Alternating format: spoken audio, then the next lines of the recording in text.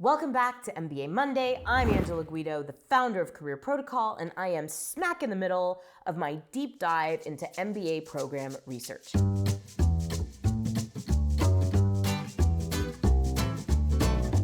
We already talked about why research is so important, and then we talked about how to understand which career opportunities your school facilitates. Now I want to talk about kind of the substance of the program that you're investing in, and that is the learning experience. So of course, the MBA is a master's degree. You're going to school to learn. And hopefully, you're going to learn the things that are going to be the most valuable to you as you seek to build your career in the direction of your choice. So to even get started researching the education itself, you need to have a career game plan. You need to know exactly where you think you want to go post-MBA. You don't have to know specifically which company or even which industry, but you need to have a general sense. I want to go in the direction of marketing. I want to go in the direction of consulting. I want to go in the direction of entrepreneurship. You need to have a direction in mind. Then you want to look at the program and look at all of its offerings and how it approaches the learning experience so that you can understand which schools are going to help you learn the most en route to your goals. There are 5 different things that you want to look at to understand which schools have the best learning experience for you. So really simply, what they are. Number 1, how is the curriculum structured? So do you have free choice in the programs, in the classes that you choose, or does the school assign you your courses from day one? So 2 schools on the opposite end of this spectrum that are really easy to understand are Harvard and Booth. For Harvard, in year 1, every class is chosen for you. You have no choice.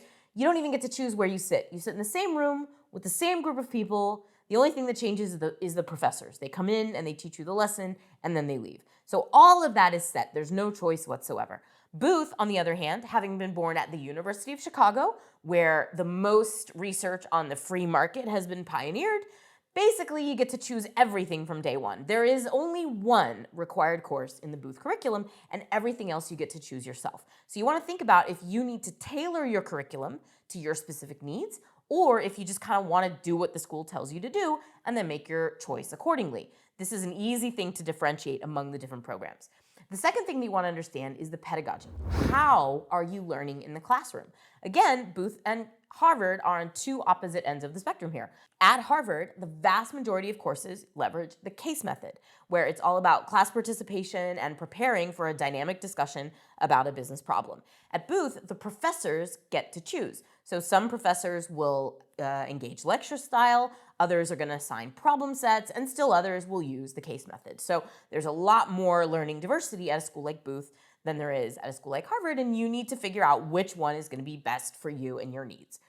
The third thing to look into is electives, especially if you have a specific area of focus. You want to go into healthcare, you want to go into real estate, you want to go into media or technology.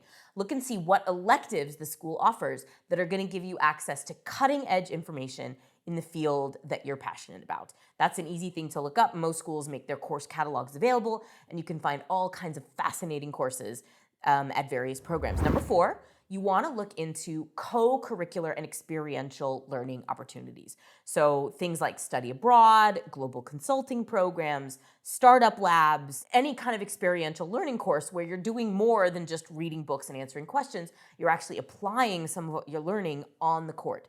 Look for the experiential opportunities that are the closest aligned with your goals, the ones that are going to go beyond giving you knowledge and actually start to give you experience towards fulfilling your goals.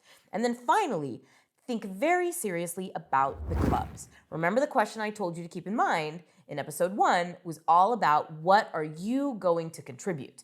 The clubs are a great place to get to know where you're going to make your contribution, but not just what are you going to contribute, what are the clubs going to provide you en route to your goals. So look into all the different student clubs that exist, figure out what kinds of conferences and lunch and learns and learning opportunities they provide, and how do the clubs support you in your journey towards recruitment into the field that you want to enter. This is one of the most important ways you're going to learn at school is outside the classroom in the clubs. So that's it. 5 key ways to research the school's learning experience It's probably the easiest to understand and one of the most important things to know about the MBA program that you're going to choose.